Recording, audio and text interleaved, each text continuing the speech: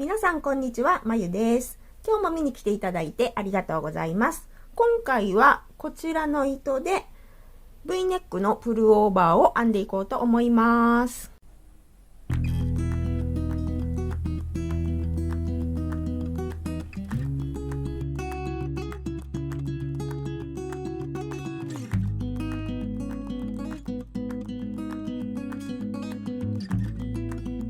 このチャンネルは編み物初心者の方にも分かりやすく編み方を解説するチャンネルです。編み図を見ながら分かりやすく説明しますので、チャンネル登録まだの方はぜひポチッとお願いします。はい、というわけで今回はこちらの糸で V ネックのプルオーバーを編んでいこうと思うんですが、まずですね、編み方説明する前に、ちょっと注意点っていうか、先ほど初心者向けと言ったばかりなのに本当に申し訳ないんですけど、今回はですねちょっと中級者向けになるかもしれません。っていうのがですね、後で編み図をお見せするんですけど、編み図自体はそんなに難しいことではないんですよね。で、あとまっすぐ編むだけなので増減なしですし、閉じるとこもすごく少ないので、その構造自体はすごく簡単なんですけど、こちらの糸がですねちょっとだいぶ細いんですよ。はい、こんな感じで、いつも私が使うコットンニート S と比べてみますけれども、だいぶですね、わかりますかね、こんな感じで、いつも使っている糸よりだいぶ細いので、今回はですねかぎ針編みをちょっとやられたことがあって、まあ慣れてきたかなっていう方、あと同じものを延々編んでも大丈夫、むしろ好きっていう方、そういう方向けのものになると思います。はい、それでは糸の紹介をしたいと思います。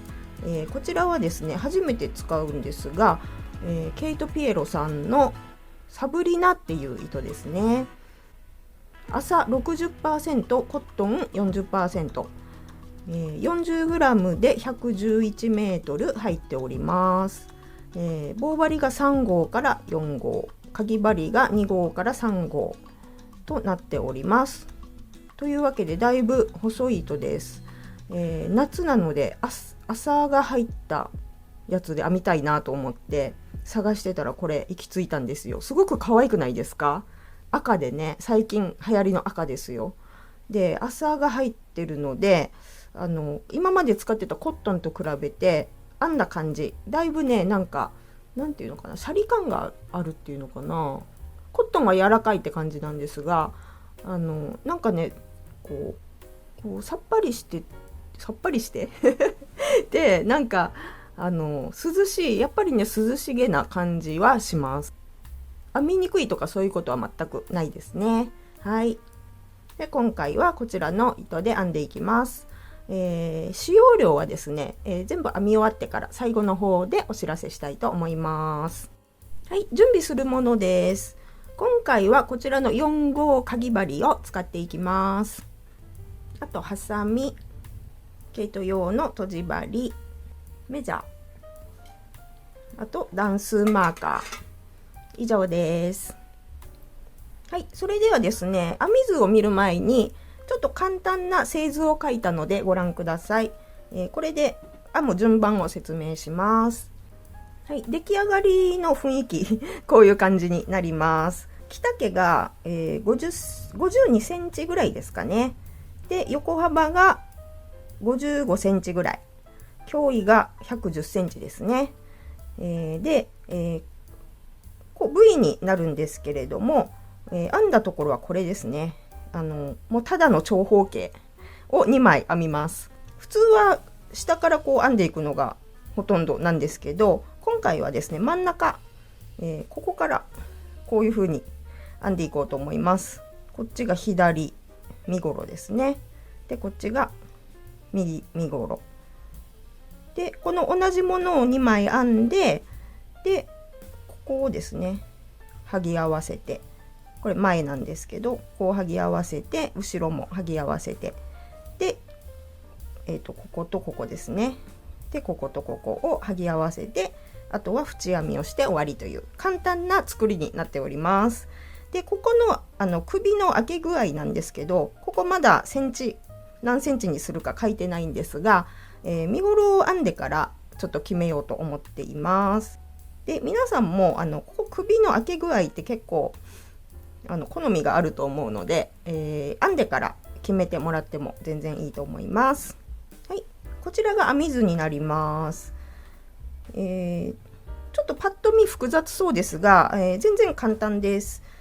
最初は、1段目は長編みを3目同じところに編み入れるというやり方で、2段目はその長編み3目の真ん中に長編みで鎖長編みを編み入れるというやり方です。で最初のですね、この鎖に入れる時1段目が結構時間もかかるし大変だと思うんですが、2段目以降はもう割と簡単です。で4段目までこの繰り返しで編んだら、5段目から8段目まではネット編みですね。もうここは本当に簡単なんですよね。鎖3目のネット編みなのでちょっと細かい感じになります。でこの模様とこの模様を合わせて8段で1模様という風になります。で作り目は3の倍数プラス1ですね。プラス1っていうのはこの折り返すところが必要ですので、輪っかにぐるぐる編む場合はこのプラス1っていうのはいらないんですが、往復編みの場合はですね、端っこにもう1目いりますよね。そのプラス1です。はい、で実際編んだものがこちらになります。こちら試し編みしてみました。ちょっと細かくて見づらいと思いますが、ここから始まってここですね、ここまでが8段1模様ですね。で9、10、11、12段までしか編んでませんけれども、こういう感じになっております。でゲージなんですけど、ゲージはですね、横がこの3目を1模様として123456788模様で10センチになっております。で縦が、これ模様編みなので段数で言うとちょっとおかしな感じになるので、模様で言いますけれども、この8段1模様で 5.5 センチですね。ここまでで 5.5 センチになっております。はい、で実際に編む時は、ここの部分が前中心になる、こういう感じになるんですよね。だからここの作り目っていうのをすごく長く、前身ごろから後ろ身ごろまでつながってるので、すごくここが長くなります。先ほどの製図みたいに長細い感じに編んでいきます。はい、で作り目なんですけれども、ここ100センチなので、先ほどのゲージでいくと、ここが横が8模様10センチだったんですよね。それで100センチにするには単純にそれを10かければいいので80模様になります。ここからここまで80模様。1模様が3目なので3波24で240目プラス1目で241目。241目がここの作り目になります。はい、それでは編んでいきましょう。はい、それでは編んでいくんですが、こちらの糸がですね、ちょっと細くて色も赤いので見づらいかなと思いますので、また別の色で説明します。はい、こちらですね。こちらはちょっと太めでコットンニートっていう糸なんですけど、こちらの糸で説明しますね。かぎ針も太いのに変えます。はい、それではまず作り目をしていきます。はい、糸の後ろにかぎ針を置いてくるっと回して、まず1回引き出します。ここでギュッとしておきます。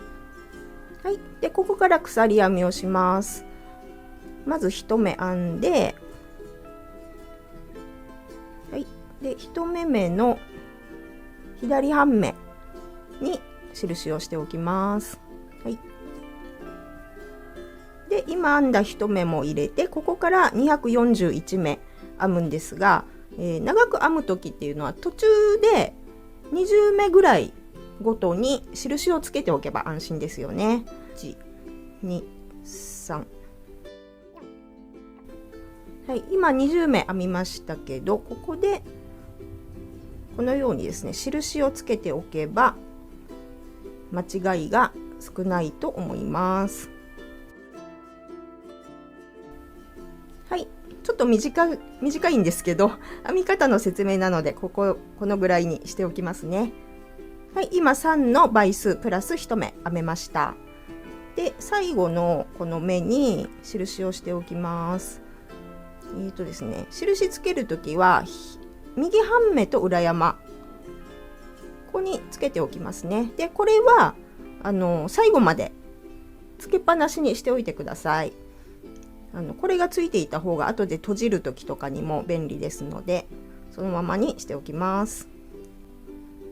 はい、それでは1段目いきます。まず鎖3目で立ち上がって、はい、で鎖3目目の右半目と裏山に印をしておきます。はい、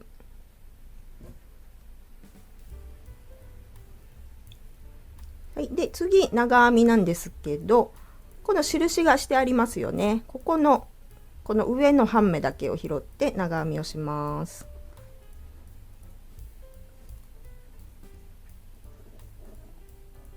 はい、でここからもずっと長編みなんですけど、拾う場所はですね、今ここに入ってるんですが、その次1に飛ばして3つ目ここに入れます。はい、ここに長編みをします。でこの鎖から長編みを拾う時は、この辺を持ってるとこの鎖の目がビヨーンって伸びちゃうんですよね。なので、できればこの辺を押さえて、こっちの長編みの方を伸ばすようにしてください。こうですね。できればこうやって持ち替えたりして、はい、こういう感じですね。なるべくここが伸びないようにした方がいいと思います。でちょっとキュッと引っ張れば大丈夫ですよね。はい、であと2目同じところに入れます。長編みをあと2目同じところに入れます。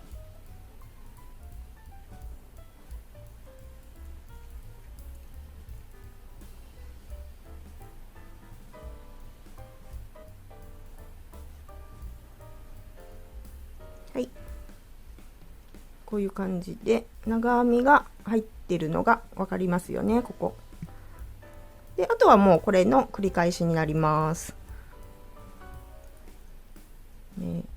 2つ飛ばして3つ目に長編みを3目入れます。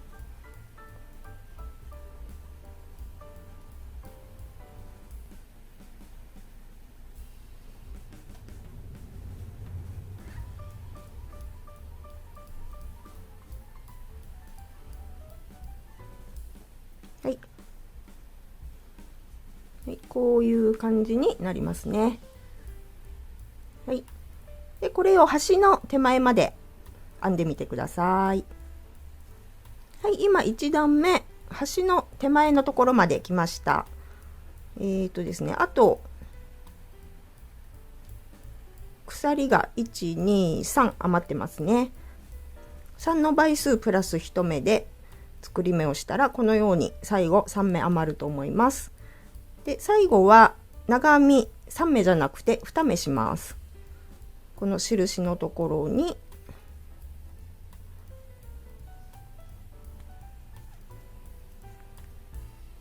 1、2、はい、2目です。でこの印はそのままにしておいてください。はい、これで1段目の完成になります。はい、2段目いきます。まず鎖3目で立ち上がって、はい、3目目の左半目と裏山に印をします。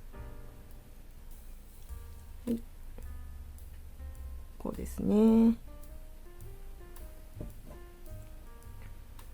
はい、で編み地を半時計回りにくるっと返します。はい。でもう一回長編みをするんですが、今立ち上がったところの下のここですね。ここに長編みをします。はい。で次はですね、この前段の長編み3目ありますけど、その真ん中の長編みの頭、ここになりますね。ここに長編みをします。この真ん中の頭です。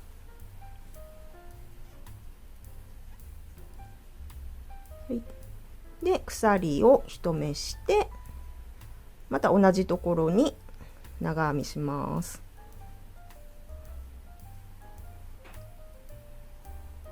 はい。でまた次の長編み、真ん中の長編みの頭、ここに入れて長編みで鎖1目して、で同じところにまた長編みです。このようにして逆三角形ができていきますね。はい、こういう感じです。はい、これを、端っこの手前まで編んでみてください。はい、2段目端っこの手前まで編みました。はい、こういう感じですね。最後で、最後はここの印のところにまた長編みを2目します。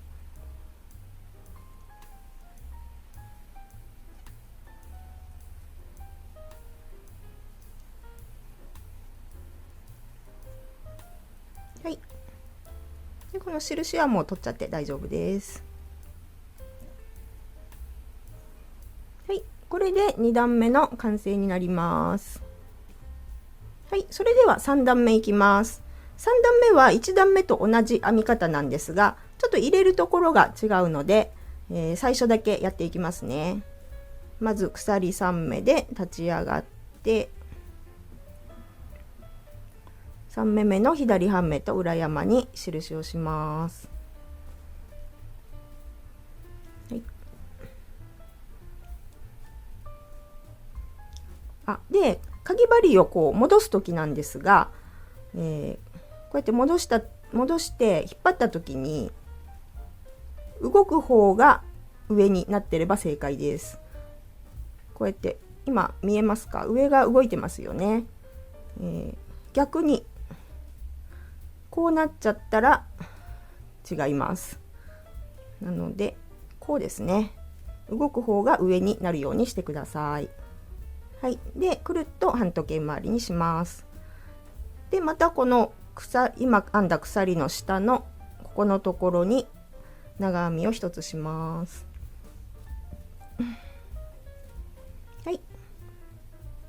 でまたここから長編み3目をずっと続けていくんですが、入れる場所はですね、この前の段でできたこの鎖編み1目の下のところですね。ここに大きく逆三角形になってるので、ここに入れていきます。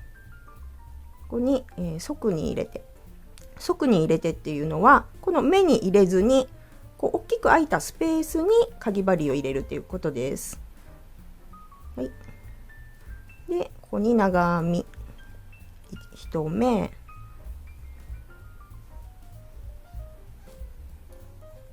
2目、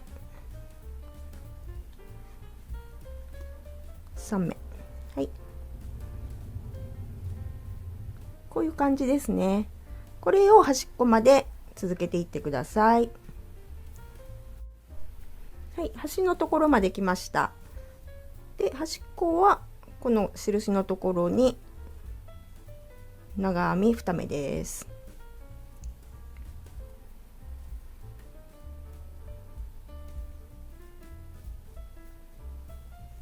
はい、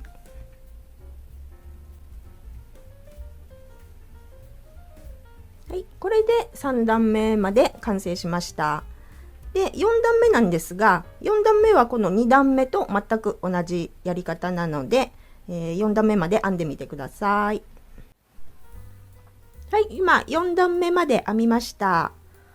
次は5段目ですね。5段目からはネット編みになります。はい、まず鎖1目で立ち上がります。で半時計回りにくるっと返して、はい、今編んだ鎖のすぐ下のここですね、ここのところに細編みをします。はい、で今の細編みの頭に印をつけておきます。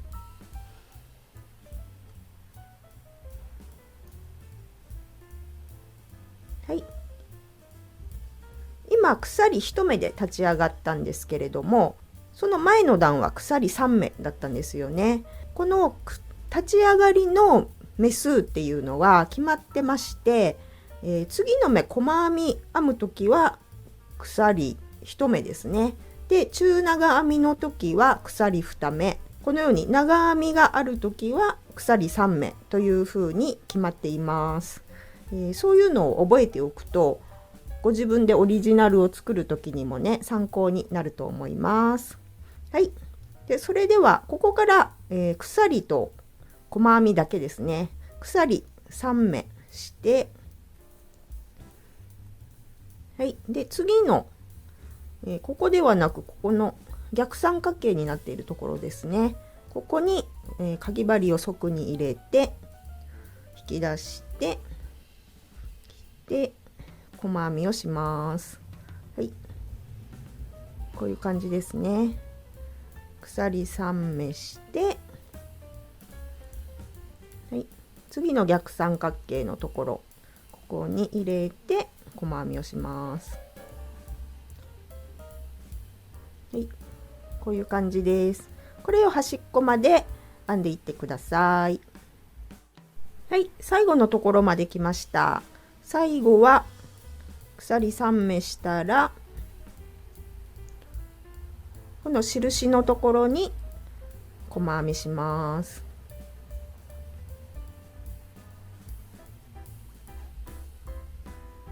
はい、これで5段目の完成になります。はい、それでは6段目いきます。鎖3目します。はい、でくるっと返してこの前の段のこの鎖3目の下ここに針を入れて細編みします。はい、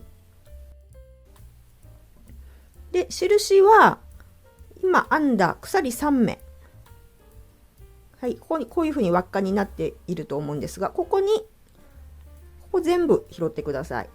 はい、こういう感じですね。目に入れないでこのスペースのところに印をします。はい、であとはもう簡単です。鎖3目して、はい、次のスペースのところに細編み、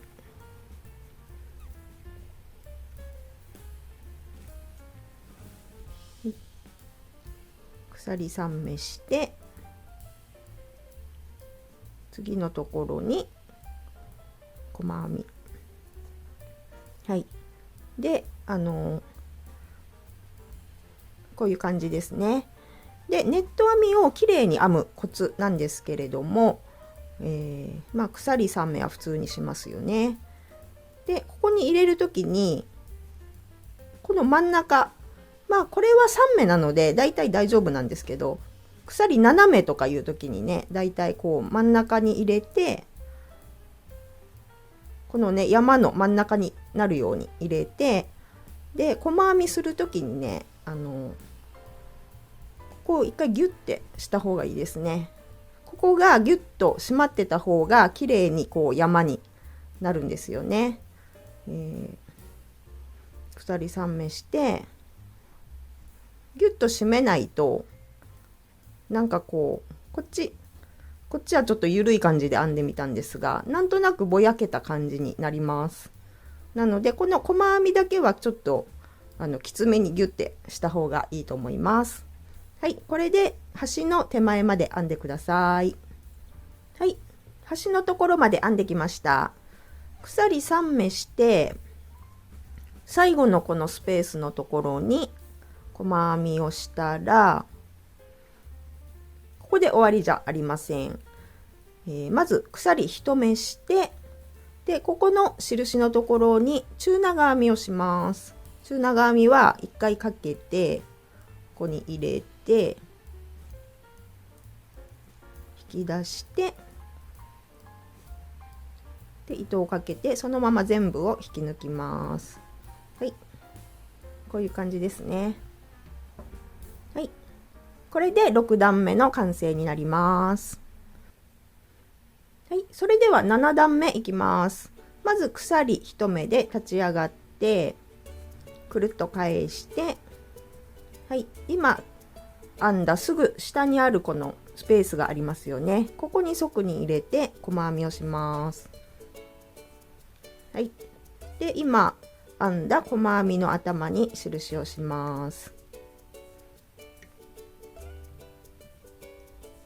はい、はい、で鎖3目して次のスペースに細編み。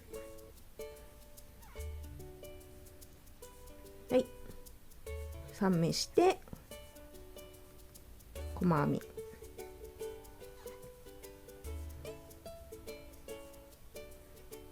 はい、あとはこの繰り返しです。これで端っこまで編んでみてください。はい、最後のところまで来ました。最後は、鎖3目したらこの印のところに側に入れて細編みです。はい、最後はこんな感じになっています。はい、これで7段目の完成です。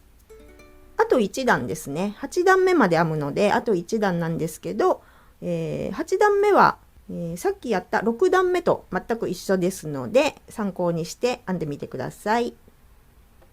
はい、今8段目まで編めました。はい、実物はもっとこう細長いんですけどね。で、実物を編む時はこの8段を1模様として5模様このように編んでいきます。はい、で、今から8段目からまた最初の1段目になるんですけど、その移るところをやりますね。はい、ここが8段目の終わりです。ここから鎖3目で立ち上がって、はい、で鎖3目目の左半目と裏山に印をします。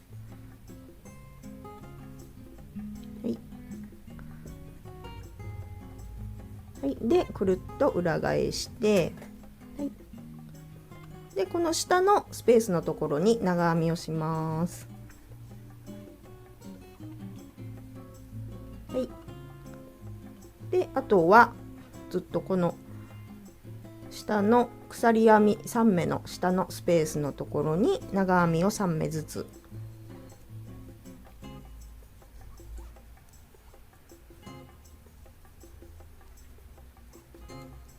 はい、こんな感じで編んでいきます。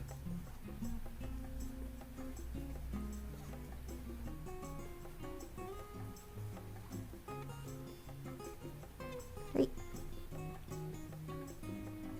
ここを拾っていくだけなので簡単ですよね。はい、これを端っこまでやってみてください。はい、今最後のところまで編んできました。最後のスペースのところに長編み3目したら、ここの印のところに最後は長編み2目ですね。1、2、はい、はい、これで1段目の完成です。はい、この後は、今までの今やった2段目から続けて8段目まででこれを繰り返して全部でここを5模様編んでください。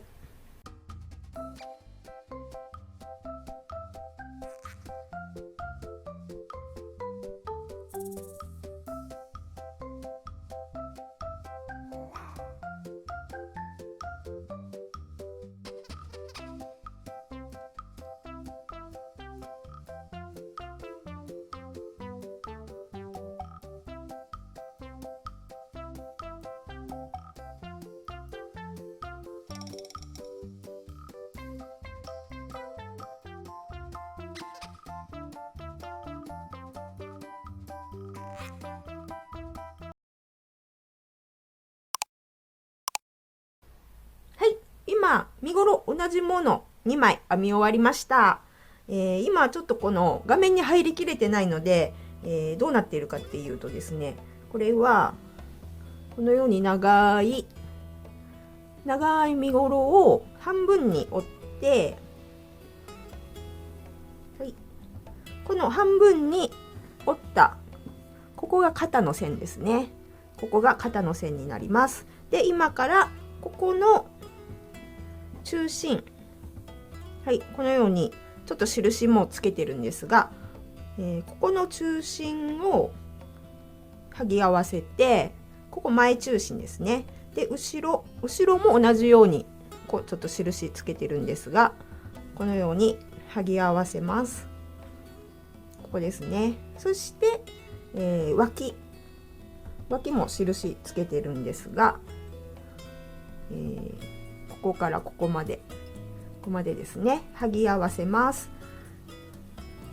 印をつけてるんですが、ここの部位の開き具合は、お好きな感じにしていただければと思うんですが、一応私の、決めたサイズはですね、ちょっとすいません、入りきれてないんですけど、この一番下裾の線から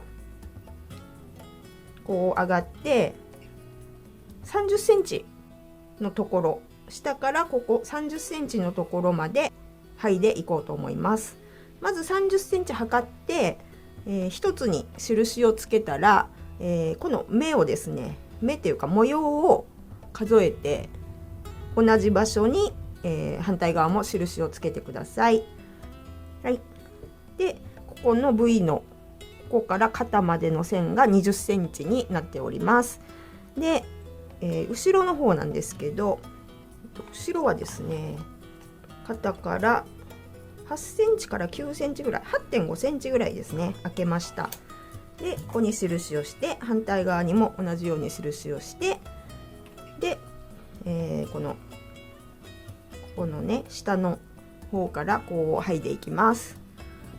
この部位の開き具合なんですけど、お好きな開き具合にしていただいていいと思うんですが、頭が入るサイズにしてください。意外とね、ここちょっと詰まっちゃったら頭が入らないかもしれないので、ここの、長さとかを測って自分の頭周りの長さがスポッと入るような大きさにしてください。でですね、脇なんですけど、脇もですね、部位と同じ長さにしました。ここの裾から30センチのところに印をして、ここからここまで剥いでいこうと思います。はい、それではまたこちらの糸で説明しようと思います。はい、このようにですね、同じものを2枚編みました。ちっちゃい身ごろ、まずこちらをですね、両方とも表を向けます。往復編みですので表裏が分からなくなっちゃったりしますけれども、どのようにして見分けるかというと、こちらが最初の作り目のところなんですが、ここに左端に糸端がありますよね。で、このようになってれば、これが表面になります。編み終わりは右上の方に糸端がありますね。で、こちらはですね、ちょっと逆になってるのでこうですね。はい、これで両方とも表面になりました。で、これをどのように合わせるかっていうと、この作り目と作り目をこういうふうに合わせるので、こう縦に持ってきてこういうふうに持ってきます。はい。で、今印してありますけど、ここまで剥ぎ合わせますっていう印をここに一応つけております。このちっちゃい見本で言うと、ここでこう半分に折ると、ここが肩ですよね。肩でここまで前の方は剥いで、こういう風に V になるっていう感じです。こんな感じですね。で、後ろも同じく前よりちょっと長めになると思うんですが、合わせていきます。はい。で、今両方とも表になってるんですが、これを中表にします。そのままパタンと倒して、表同士が合うようにしてください。でこちら、ここは裏面ですね。はい、このようにします。はい、ここに一番最初、手前になってる方は、ここは作り目の一番最後の目なんですけど、ここに印があると思うので、ここに入れて、はい、でもう片方はこう印、ここは最初の作り目最初の印ですよね。ここもちょっともう外しちゃって、はい、ここに入れます。はい、で新しい糸を持ってきて、ちょっと分かりやすいように別の色でやりますね。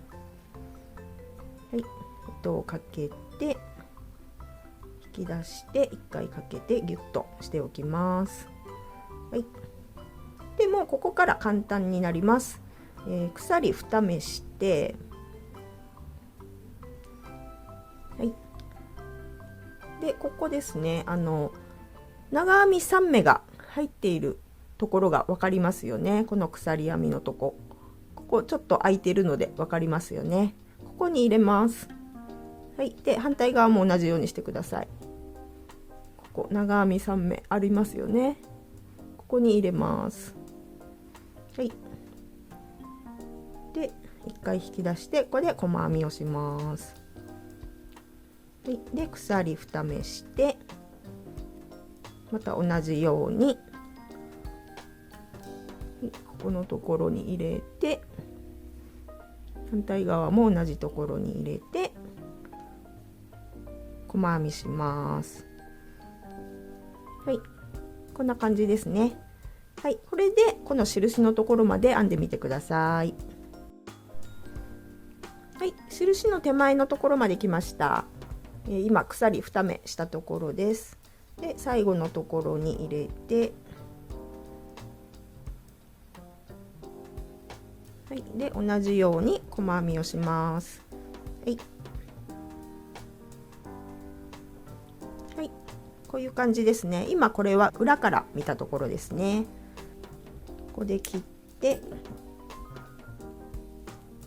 引き出しておきます。はい、あとはこういう継ぎ目のところに通して糸始末をしてください。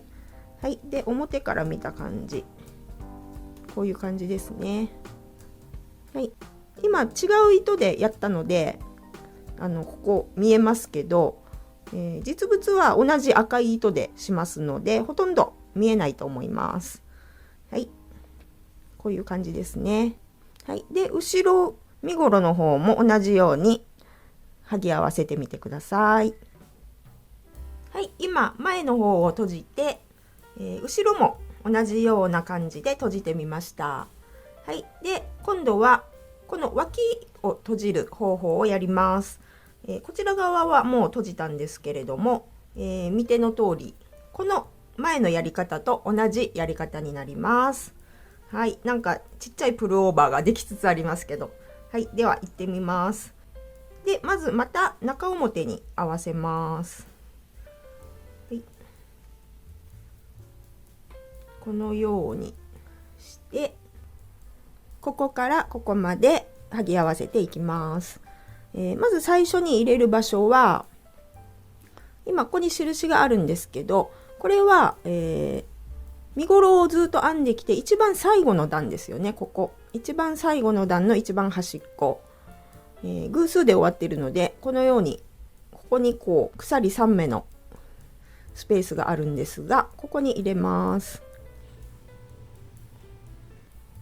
はい、ここに入れて、で反対側も同じように、はい、反対側はここ終わりの糸端がここにあるんですけど、ここですね、このスペースに入れます。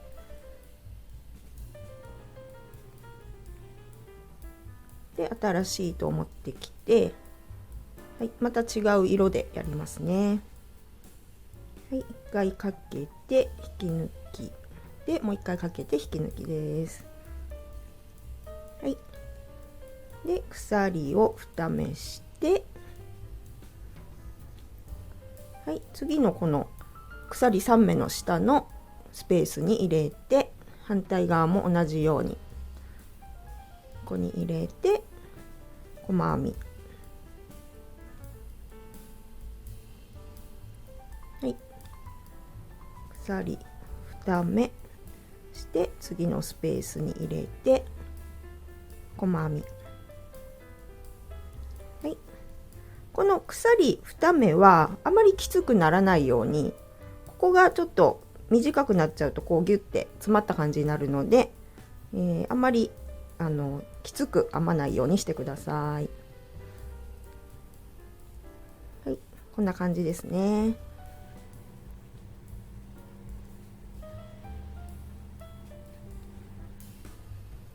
はい、この印のところまでしたら、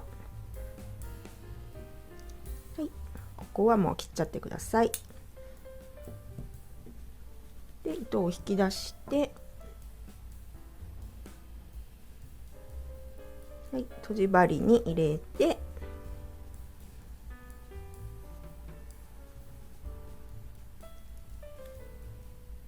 このように今の継ぎ目のところにこうやって入れて処理をします。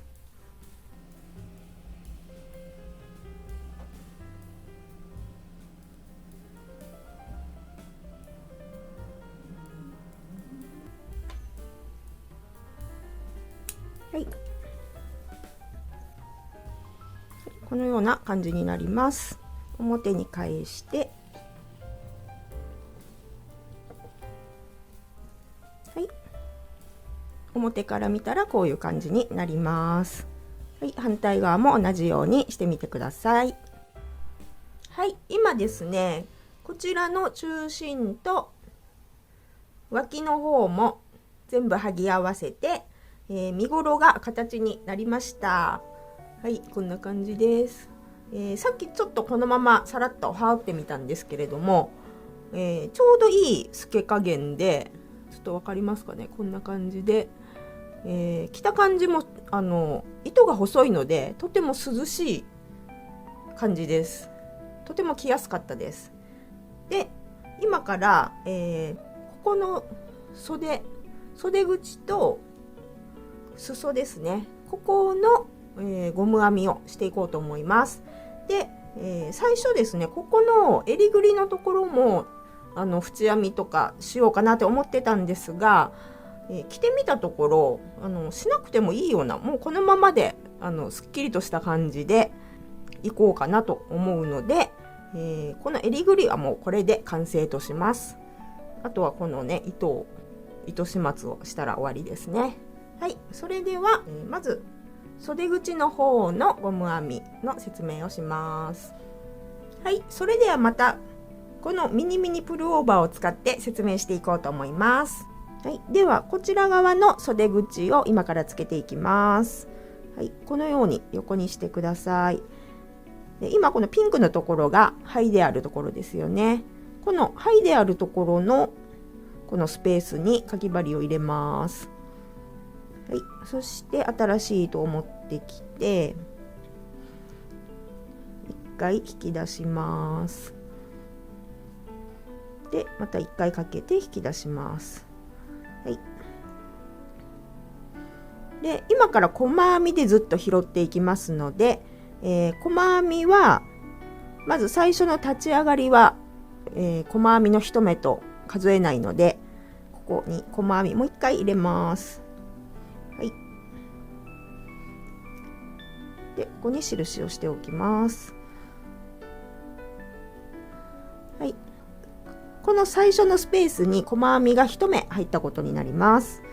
はい、で次からなんですが、この、ずっと鎖編みのスペースがこうあるんですが、ここの中に細編みを3目ずつ入れていきます。1、2、3、はい、この1つのスペースに細編みを3目入れます。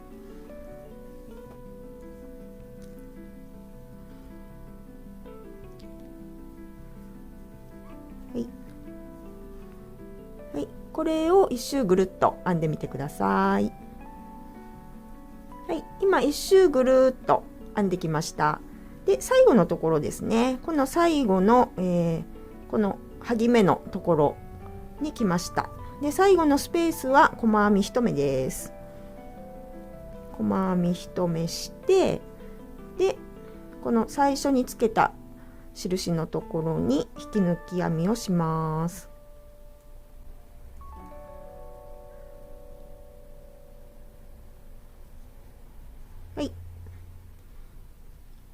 はい、これで最初の1段ができました。はい、でここから細編みのうね編みという方法で、ゴム編みみたいな感じに作っていきたいと思います。ゴム編みの長さは、3センチにします。まず今ここ引き抜いたところからそのまま鎖8目します。まず1目編んだところでちょっと最初に印をつけておきますね。1目目のこの右半目と裏山ですね、2本を拾っておいてください。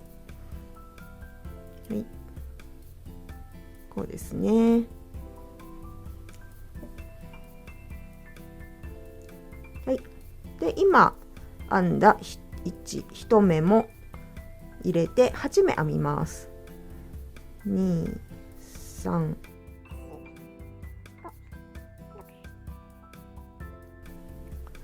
7、8、はい、今8目編みました。ちょっとこの糸が実物の赤い糸よりだいぶ太いのでこう長くなっちゃいましたけど、本当は、3センチぐらいにこれでなります。はい、で1回こう外して最後の目のところにまた印をします。右半目と裏山2本拾って印をしておいてください。はい、でここが今作り目ができたところですね。はい、でここから1段目ですね。鎖1目で立ち上がって、で今入れた印のところですね、ここに細編みをします。今右半目と裏山2本拾ってるんですが、この拾ってない方、この上の方になってる1本、ここに入れて細編みをします。はい、でこれ今1目編めたところなんですが、ここでも印をしておきます。はい、1目目ですね。1目目の、左半目の方ですね、この手前になる方、ここに印をしておきます。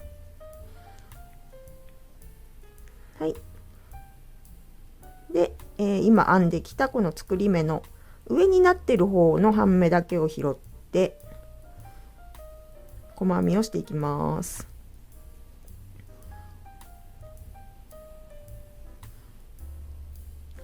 はい、上になってる方の半目だけ1本を拾っています。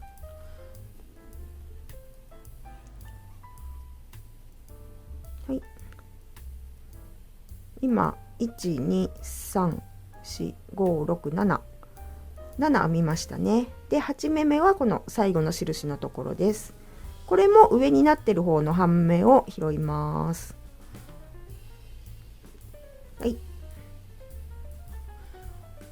でこの最初につけた印、今のこれとここですね、このピンクでしてある方、これは、まだ外さないで、この一周ぐるっと回ってきた時につなぎ合わせる時に目印になりますので、そのままにしておいてください。はい、で今編んできたこの8目目にまた印をしておきます。この手前の方半目だけ1本拾って印をしておきます。はい、これで1段目が編めました。はい、で2段目いく前に、この最初に拾った細編みのところですね、ここに、細編みをします。今よく見るとここから始まってるので、その次ですね、ここに1目細細編みをして、でもう1目細編みをします。はい、細編みを今2目しました。でここから、半時計回りにくるっと編み地を返します。はい、でここから2段目ですね。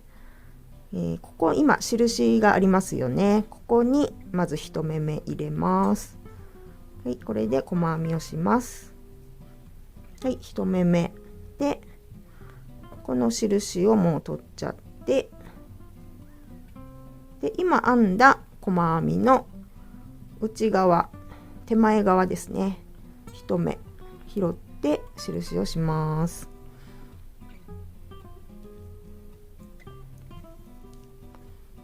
はい、でまたさっきと同じようにこの上になってる半目だけを拾って細編みをしていきます。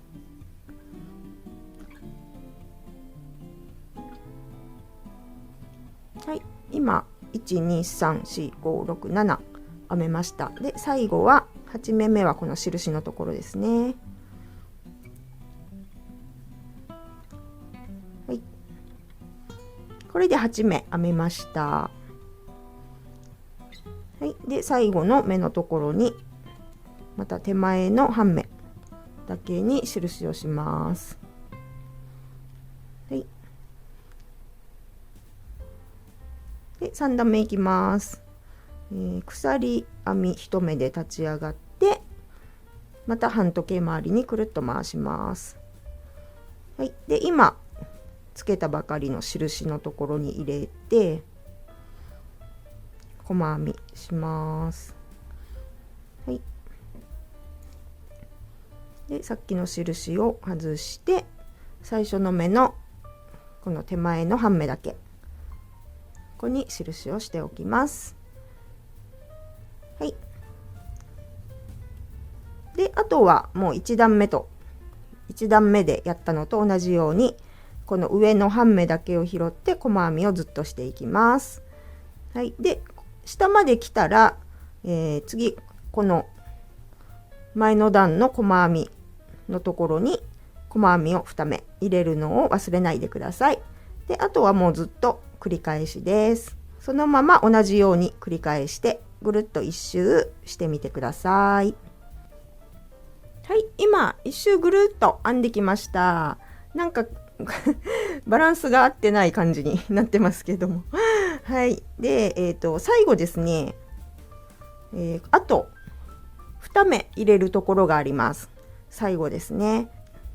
最初のこの拾うところを正しく拾えてて、あとこのゴム編みで拾うとこも毎回2目ずつ拾っていけばあと2目っていうので終わると思うんですが、もしかしてどっかで間違ってて1目しかなかった場合、その時はもう最悪1目入れてここがもしなかった場合はもう最初の目に入れちゃってください。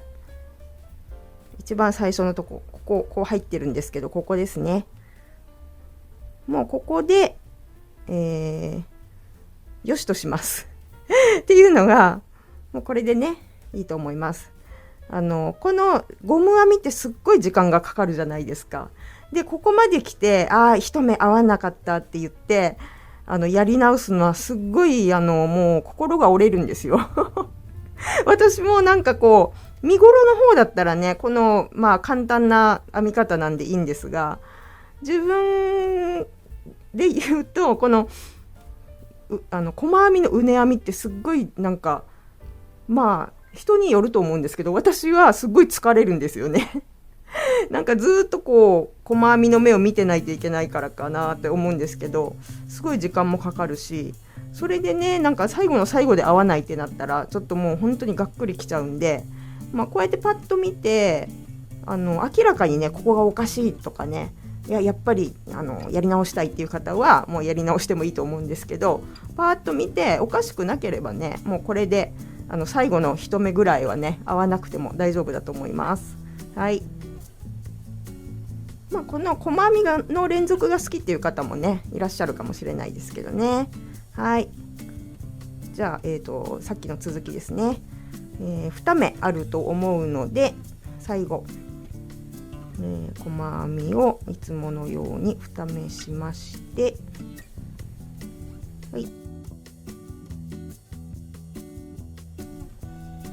でまたさっきと同じように、ここから始まって上まで編んでみてください。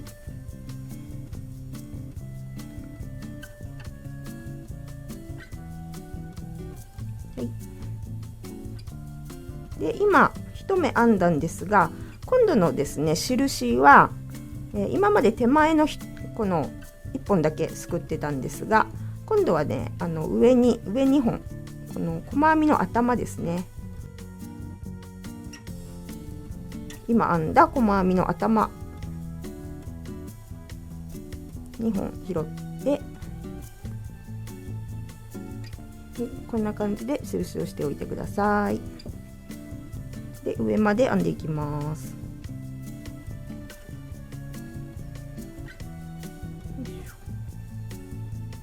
はい、最後の1目です。はい、で最後も、この細編みの頭、この2本を拾って印をします。はい、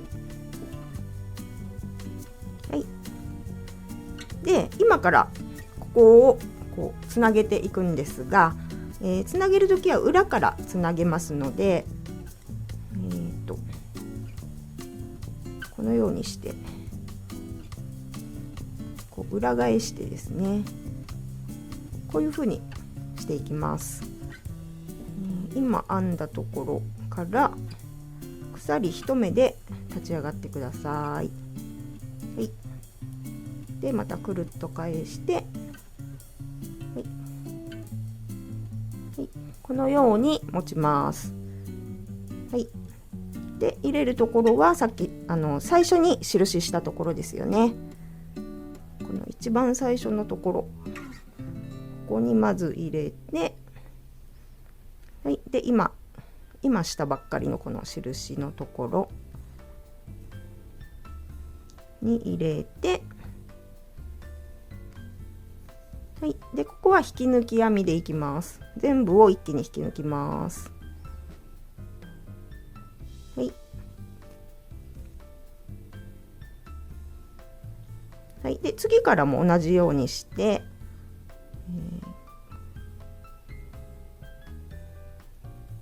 この上の2本を拾うんですけど、こちら側はですね作り目の鎖編みのところですね、ちょっと思い出してほしいんですけど、鎖編みを最初にした時上の1本だけ拾っていますよね。で2本下に残ってるんですよね。はい、ここもうパッと入れればここにあるんで、この2本を拾って、で反対側は今編んだ細編みの頭ですね。はい、このようにして引き抜き編みをしていきます。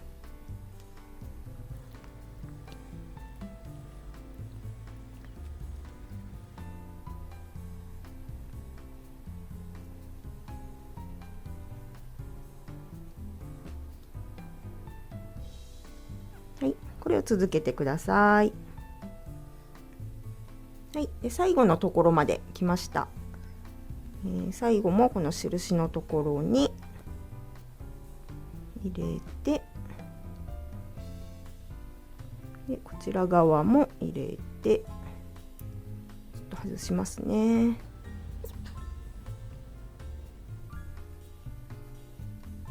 はい、で引き抜き、はい、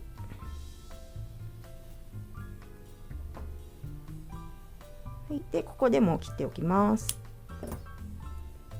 で引き出して、はい、今つないだところはこんな感じです。で表から見たらこういう感じになりますね。で最後はこのつないだところで糸始末をします。はい、とじ針に通して、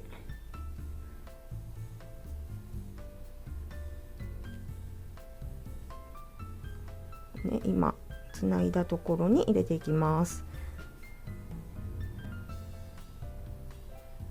ちょっとしたコツなんですが、こういうね糸始末の時は糸を割ってこうね針で割って入れた方がいいっていう風に習いました。その方がスルッと抜けにくいんでしょうね。はい、で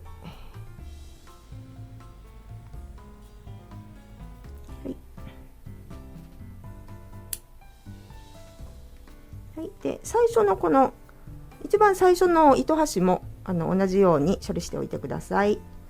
はい。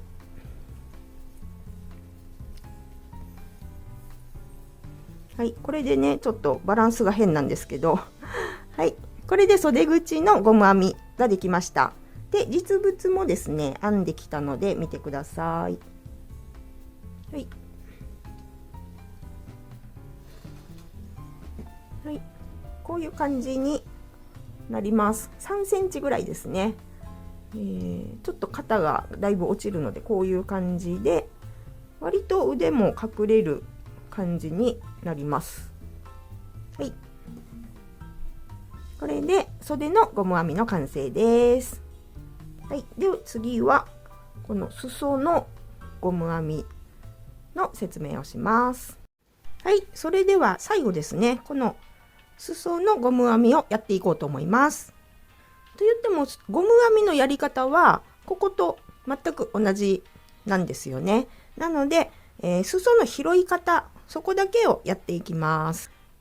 でゴム編みのやり方はさっきやったこの袖の説明を見て、参考にしてみてください。長さは同じ3センチで8目になります。はい、ではまずですね、ここからやっていきますね。くるっと裏返してこういう風に開いてください。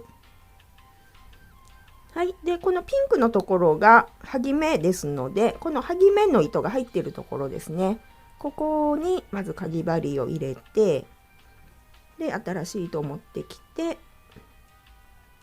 1回引き抜いて、でもう1回かけて引き抜きます。はい、で同じところに細編みを1目します。はい、はい、で今細編みしたところに細編みの頭に印をしておきます。はい、はい、で次なんですけど、ここはですねこうやって見ると、ネット編みの部分なんですよね。で、ネット編み4段ありました。で今1段やりましたね。下の方から見るとここが1段目2段目3段目4段目ってなるので、次はここに入れますね。ここ大きく開いてるところ、ここに細編みを1つ。はい、で次はここですね、半分ぐらいの大きさの穴のところ。はい、で次はまた大きく開いてるところですね、ここに1目。はい、はい、今これで4目細編みができました。で次はですねこの模様のところですね、長編みがある模様のところなんですが、ここはですねこの横の、長編みまたは鎖編み3目のところ、この長いところを、細編み2目ずつ入れていきます。1、2、はい、で次はここですね、この長いところに細編み2目。はい、次はここです。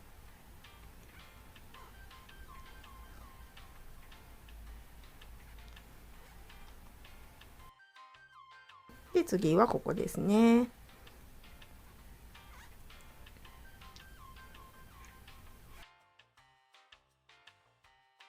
はい、はい、今ですね1模様8段123456788段1模様でしたので、ここに、12目入りました。はい、で8段1模様に12目ずつ細編みをずっと入れていってください。でぐるっと1周してみてください。はい、今一周ぐるっと編んできました。で、一番最後のところに来ました。ここにピンクの線が入ってるんですが、ここが最後のところですね。最後ここ、1目細編み入れて、はい、それでですね、1模様8段で12目ずつずっと来てるので、ここまで編んで、今細編みが偶数目編めてると思うんですよね。で、次のゴム編みをする時には奇数目になっていた方がちょうど最後が合うので、今入れたところにもう一回細編みします。これで奇数目になると思います。はい。で、最後は、この最初の印のところに引き抜きです。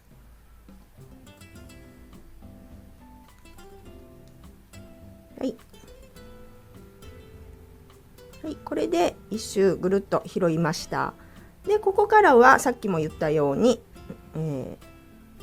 この袖口と同じようにゴム編みをしてください。最初の作り目は鎖編み8目です。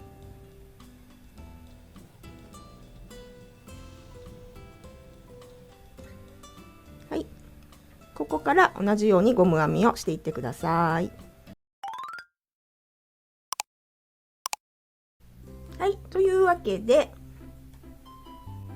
この V ネックのプルオーバー完成しました。皆様お疲れ様でした。わーい。はい、下の方ですね、このようになりました。こういう感じですね。はい、今回はですね、糸が細かったので、編まれた方結構大変だったんじゃないかなと思います。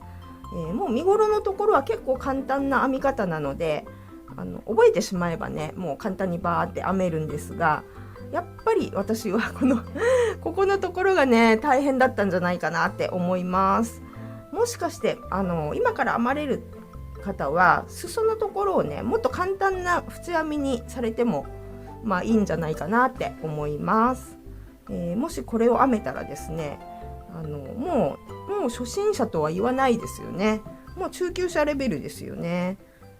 もし編めたという方がいらっしゃいましたら、ご自身の X とかインスタで投稿してくだされば嬉しいです。私もね、もし気づいたらすぐコメントしに行きますのでよろしくお願いします。はい、着た感じはこういう感じになっております。